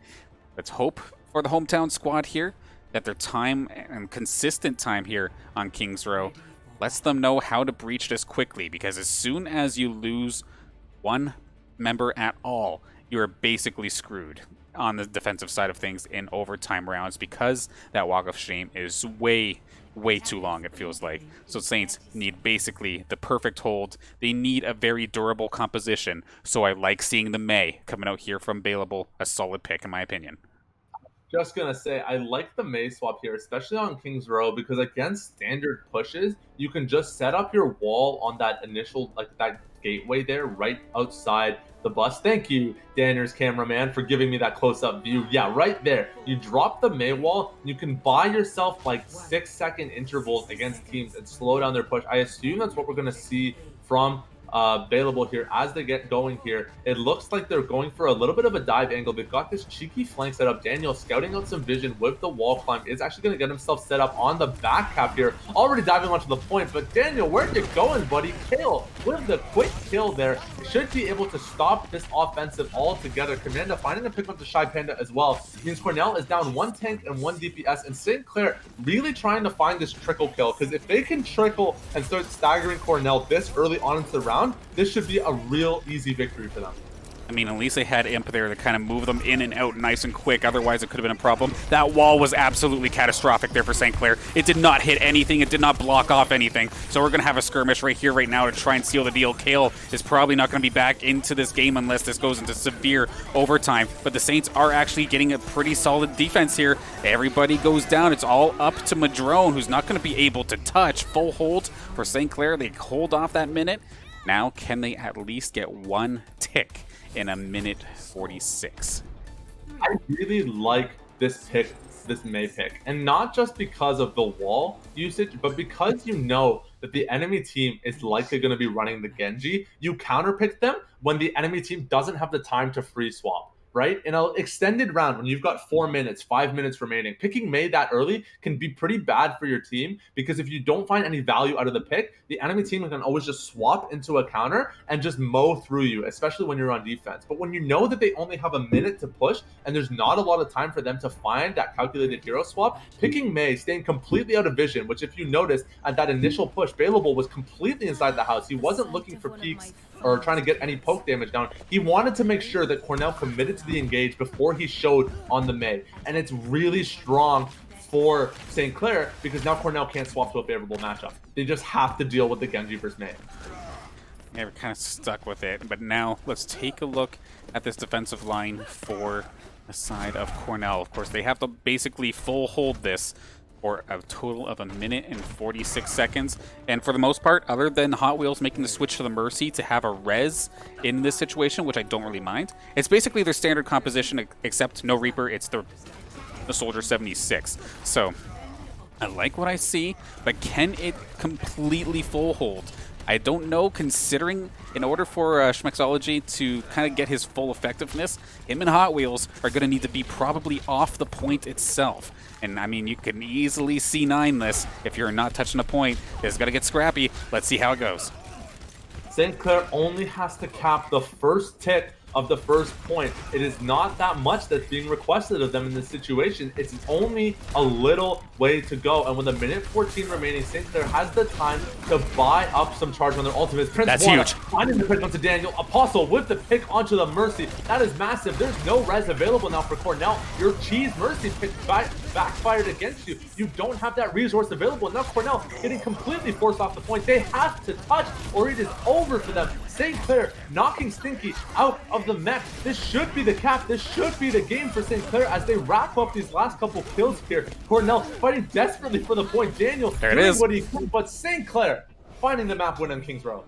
Okay, it was a scrappy and close one. We'd love to see it, and Saints are going to bring this to a game 5 after being able to get that first tick. And Stinky going to find himself the play of the game. Let's take a look and see what transpired here. This is on the attacking side of things. That was a absolutely huge Graviton. Actually had so many people, just too much damage to deal with. Fair enough, solid play there from Stinky and the rest of Cornell, but at the end of the day, it is going to be St. Clair bringing this to a game 5 as it gets closer and closer as the games go on. It's kind of nice to see. Who would have thought this was the match we were kind of going to get after game number 1, where it looks like Saints kind of had themselves a bit of an advantage, I wouldn't lie, but game 2 and 3 looked like trouble. And then all of a sudden, game 4, Saints are back in this thing. Now we're going to take a look and see what maps we're going to have here for 5. So it looks like this is another assault map. So we're going to be something similar to Lijiang Tower this time by. Oasis is where we're going. Daniels, you're far too humble. Game 1 didn't look like St. Clair had an advantage. It looked like a pub stomp. It looked like they queued up for QP and just wanted to troll some nerds for an hour. And unfortunately, coming off of game 1, Cornell came back with the 2-map victory and really just gave it to St. Clair, just showed them that you can't do this to us anymore. You know, we're not going to let you roll us. We figured you out, and we're going to take you down. But St. Clair finally getting that comfort map under their belt, playing on Kings Row, being able to do what they do best, should give them a nice little mental advantage going into map 5. You know, you've just coming off of a win. Both these teams are tired. They've been playing lots of Overwatch. You know, it's been really high action gameplay, lots of yelling, I bet you, on those mics as everybody's calling out those hero names, calling out those targets. And now you're on game number 5. We're all worn out, but at least St. Clair is coming off of a win. It's funny. I can hear old Saints players. I can hear Seymour, and I can hear Dowling yelling, Ryan, Ryan, Ryan, Ryan, Ryan, in my ear, even though they have since graduated from the team and whatnot, but still just funny to see when you're mentioning that they're probably yelling character names. That's exactly what pops into my head right off the start. So with Oasis, now this is a map that we haven't necessarily seen too much this season, whether it be here in PlayVS or in NECC. However, in past seasons, Saints would go here pretty often as their first map pick. But of course, PlayVS, I believe it makes map 1 off the start no matter what. Don't hold me to that, I'm not 100% sure, but we've been seeing a lot of Lijiang lately. But with it going to Oasis, I feel like Saints are going to be comfortable, but I could definitely be wrong. The decider right around the corner. Let's get into it. This is probably my least favorite map, if I'm being honest. I really dislike Oasis, and it's just because these maps have such awkward attacking angles. It feels like once a team gets established on a point, it's really hard to force them off it. Thankfully for St. Clair, they're usually that team getting first onto the point. So if they're able to set themselves up and get that defensive formation going before Cornell can find their attacking angle, this could be absolutely huge. Available with the Sombra pick, a really nice pick on this map. Knowing that D.Va is such a popular choice here, it's a really good counter to a lot of these utility-based tanks. The D.Va already getting hacked right away. That's going to be his primary hack target in these matches, shutting down that D.Va, shutting down that Doomfist as well. Already here, Stinky taking quite a bit of damage up in the top there. Imp is actually the first to fall. The melee is coming out of Ship Panda is going to be the kill as Daniel knocks Apostle out of mech. And unfortunately for St. Clair, even though it looked like they had a good start and they were in a good position, it's just not going to end well for them. Hot Wheels finding 2 boop kills in one offensive. Well done from Cornell to get that first cap. I mean, that's always a frustrating thing when you land the flashbang, but then you don't take the second to line up the headshot. Unfortunately, their Schmexology was just a sitting duck, and unfortunately, Kale could not finish the job. However, I do like this last, not last minute, but this switch coming out here from Available and Amp. Going to switch things up to the pharmacy for the first time all series long. The composition on the side of Cornell has no answer to the pharmacy composition unless they switch up. So this is going to be just basically free damage until somebody makes a swap. Daniel's going to get mowed down nice and quickly here by Prince Wada. And now with Hot Wheels actually, in the meantime, just tearing through the rest of the Saints. Where in the world did they even go? They're almost in the spawn at this point here. Actually, the last second promo rage here to keep Prince Wada into this fight.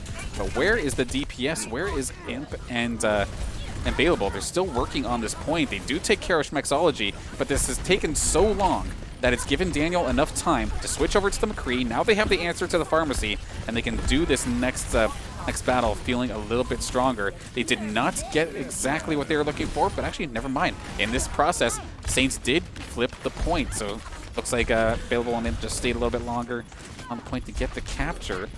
But still, just a little bit confusing as we continue on battling here. Shy Panda going to find the elimination here. And now, Saints are probably going to lose this with about 35%, but at least keeping it close. It is a little confusing when you're looking at it. There's just a lot happening in these fights that's just hard really to break down, but that's what we're here to do the best that we can with what we've got. And the most sense that I can make of this is that we swapped to pharmacy and then didn't kill anything until it didn't matter. And I think that's really the most unfortunate part about that play, is that, like you said, we had the advantage. There was no hit scan on the side of Cornell. There was no answer to the Pharah, and we weren't able to capitalize on the pick when it mattered. Now, going in for the 1v1 against the McCree, but you're just going to eat the flashbang, bro. Getting messed up by Daniel. Does manage to do quite a bit of damage, but Available with that ultimate, not going to be able to find anything to do. And it's paused. Okay, looks like Hot Wheels might be having himself another Wi-Fi moment here, it looks like. But yeah, paused once again. Rather close battle, but as of right now, this fight that we're currently in the midst of, we have 3 members of St. Clair down. Nobody on the side of Cornell down. So this is probably going to get flipped right back into Cornell's side of things. Sitting there with 75%, so we hop right back into the swing of things. And they're just going to end up dropping because everybody just ended up getting cleaned up. So you don't want to get trickled on.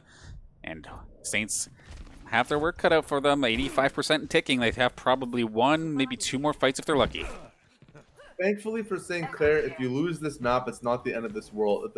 This is probably one of the most frustrating maps on Oasis to capture. Oasis, obviously, being an assault-style map means that there are 3 different points under the name Oasis that you will have an opportunity to capture. And if you fail on one, that's okay. You've got 2 other opportunities to try to pull it together here. Now, in this fight, Cornell committing the Coalescence and the Deadeye does lead to 2 picks. Daniel finding the follow-up kill onto Available. This is huge for Cornell. They've already picked off a DPS and a heal on the side of St. Clair. Actually, both healers, it looked like. Commanda just swapping to Lucio to try to get back to the point in a hurry.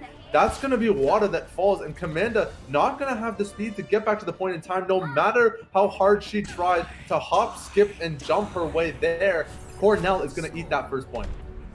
And so a solid start there. Just unfortunately, when the Saints had the advantage in regards to composition, it just did not get capitalized on in the slightest. So now, match point, Cornell College. Just gotta do this one more time. Which map or which portion of Oasis are we on? Let's cheat a little bit and go take a look. Oh god, it's the one I hate. Okay, so this place, this place here, of course, gonna be battling over this section here with a gigantic noob slaying hole right in the middle of it to take you right out of the fight. That being said, you take control of this place, you very well could have control over it for the entire session, as long as you have something like a Mei and some decent tank lines to hold the doorway shut. So we'll have to see. Saints are the first one to get there, and it's going to be Cornell taking the high ground with a pretty standard composition for themselves, if I do say so myself. And Saints might be able to flip this at this rate, but we'll have to see when Cornell jumps down. I like this offensive from Cornell. This high ground offensive is always really good when you have hit scan versus hit scan duels, and especially you can already see the Daniel versus Kale matchup. The McCree 1v1s, if you have the high ground, you have the advantage because you can use those windows to duck and roll and find those kills. You can actually see right there as I'm talking about it, Daniel winning on the 1v1. However, Apostle, he's been popping off on Zarya all set, and it's not going to be any different this time around, picking up a double kill for himself here on this round. Available off to the side, going to try to do what he can to get some more damage down on to Cornell, but Daniel just wrecking havoc on Sinclair, finding these kills left, right, and center. Hot Wheels again with this battle form Lucio. He's always showing up on the kill feed, and this session isn't going to be anything different. Cornell finding the first cap onto University. And this Hot Wheels guy, they're telling me that he's on potato Wi-Fi, and yet he's still making these aggressive plays. Absolute hero of this game right now for the side of Cornell. Now we do have Deadeye available, the Coalescence available also here for Cornell College. Here comes the Coalescence, and these pauses are really starting to get on my nerves personally, and I'm just a commentator, so I have to imagine that the players are getting a little bit triggered as well. But of course, I think they're automatic pauses. Yeah, it is automatic pauses whenever the player has a hiccup, apparently. So I was going to throw it back to us, but actually, let's throw it back into the game. They're very, very quick. The Shatter came out from, was that Prince Wada? I believe it was. He is going to end up going down here, but a lot of Saints members did end up falling to the Deadeye, and the Shatter is going to come out here from Shy Panda, going to take care of the rest of the Saints. And right as Saints were about to get ready to flip that point, just gets denied. All the way back from 0, 45% and counting. Cornell, of course, on match point. Looking pretty strong so far, but they're not going to have too many ultimates available for this next one. It's so unfortunate for St. Clair that every time they get set up on the point and they're about to take this big team fight, the pause comes out, and then all of a sudden, everyone's dead. And it's like, how is this happening? How does this happen consistently 3 times already? Is that it's so unlucky, and now St. Clair has to deal with the remainder on these fights, doing what they can to find these picks in the backline. They do manage to trade 1-for-1. Prince Wada actually finding the charge kill onto Shiv Panda is going to force out the Death Blossom from Spexology. He's going to pick up 2 kills for himself, but Kale getting the headshot onto Hot Wheels as he's riding high up on the balcony there. Now St. Clair, they've got the Shatter available. Apostle's got pretty decent charge on the Zarya, now at 80%, going higher as the round progresses. Could be able to find themselves a nice little pick here, maybe onto the Reaper as that phase shift goes down, but no, Spexology is going to get himself out of there alive, and Daniel, with the Deadeye, finds the nice pick onto him. This is going to be really rough for St. Clair. 99% now. It all comes down to this. Yeah, it needs to be now or never. Deadeye coming out here from Kale, not going. I was going to find himself a double. What am I talking about? Nicely done to clean up the DPS and the support line of Cornell College. Sure, Saints are going to be able to flip this one as soon as they take care of Madrone. Going to successfully do so. They do flip this point. But now with no ultimates left in the tank, they have to full hold from here on out if they want to go to round number 3 here in this final game of the series, which is always a very, very tough task. In all reality, Cornell could lose 4 fights in a row, just stack their ultimates, then just blow everything up. Speaking of blowing things up, we do see both the tanks just absolutely dropping each other. 2, Kale just got absolutely nuked by the Diva rockets from Stinky. Graviton, emergency Graviton, basically coming out here for the side of the St. Clair Saints, and just in time, here comes the Blizzard to clean things up. Scrappy but successful so far. Just enough time to get the Saints back into this. Line up the shot, is going to be able to find it after the fact. Reads the roll nicely. Kale hanging on for dear life, and then thankfully there for the St. Clair side of things, Shy Panda did not go after the DPS, because one more hammer swing would have definitely taken down Kale, and I'm not sure if Wada would have had that 1v1. So they're going to be able to hang on to this point for a bit longer, but it's very tight. Yeah, St. Clair, really, it's just, it all comes down to how these next fights play out. Like, they don't have the time to build up for that big finish as we saw on Kings Row, as we saw on prior maps. Now, all they have to do, really, is just win. Like, it's that easy. Just win, right? You have to win these next fights. You don't have time to make mistakes. You've got to win every single fight you take. And unfortunately for St. Clair, it's not looking too hot right now. Daniel finding a double kill, Stinky with the pickup onto a Apostle. Prince Wada is going to find the mirror 1v1 there, but now he's getting forced off the point completely. Mixology finding the pick onto Imp means Wada is backed into a corner with no healers. That's going to be the recap for Cornell, and now St. Clair with the switch onto the ball. They've got to get on this point, and they've got to make something happen fast. It all comes down to this. This is the fight that wins or loses the game.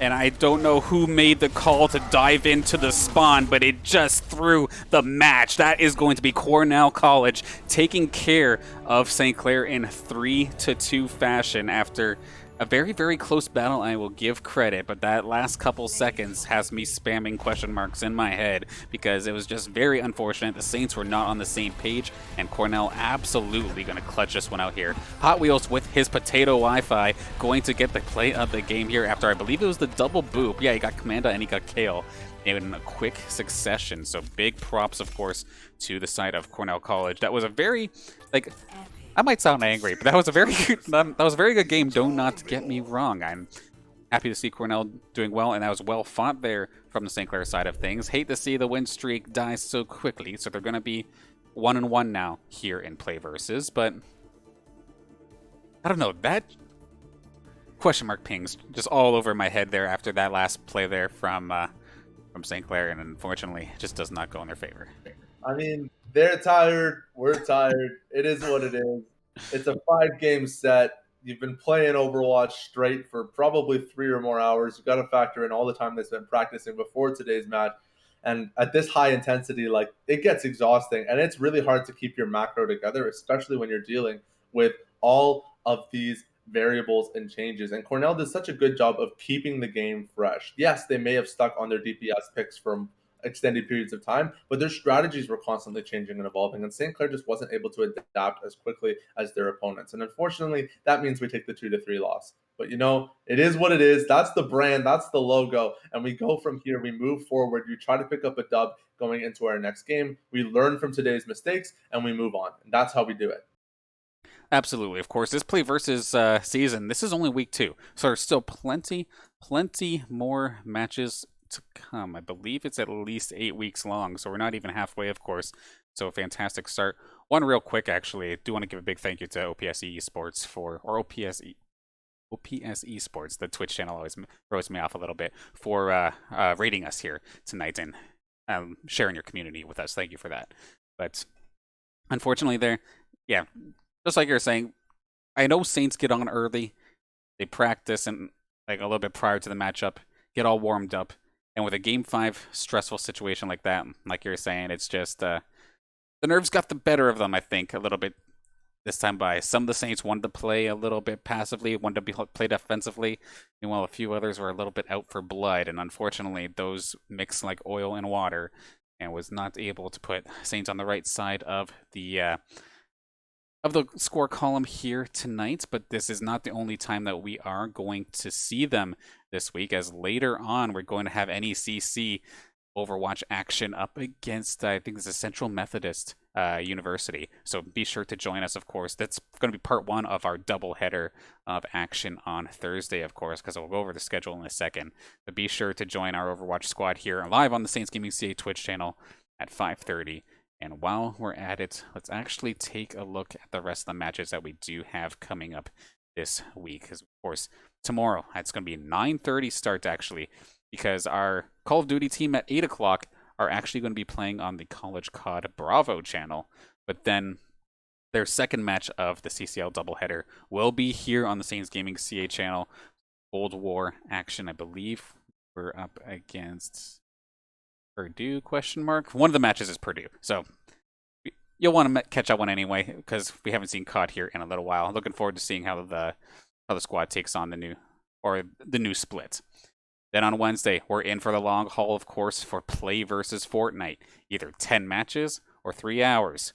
Which one comes first? We have lots of Fortnite ahead of us, and these guys are absolutely insane. Love watching these guys every Wednesday.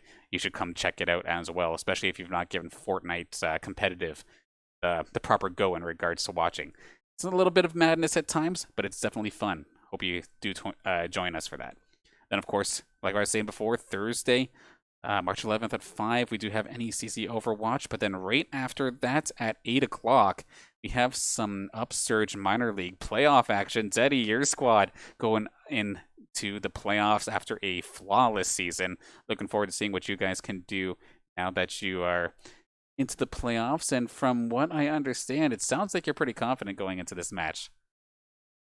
Hell yeah, we are. I feel real good. I mean, we've, like you said, perfect streak up until playoffs. A team has just dominated through the Upsurge Minor League, only dropping one game out of all 5 sets that we've played. And now going into this playoffs, I mean, our opponents, we're all diamond players. We're all like high up there, like in that minor league bracket. It's capped at D1, but it's not about the rank really. It's just about the execution. And so far, our team has just shown that we're one of the best in the league. We're a force to be reckoned with, and I have absolute faith in my team to clean up on Thursday. Definitely going to be an exciting one. And then, of course, the only other match I didn't mention on that schedule, of course, was the 9 o'clock match on Friday, which is, of course, Collegiate R6. So be sure to join us for that as well. But a couple thank yous, of course, to close out the night. First off being the sponsors here that make the St. Clair Saints varsity esports team possible.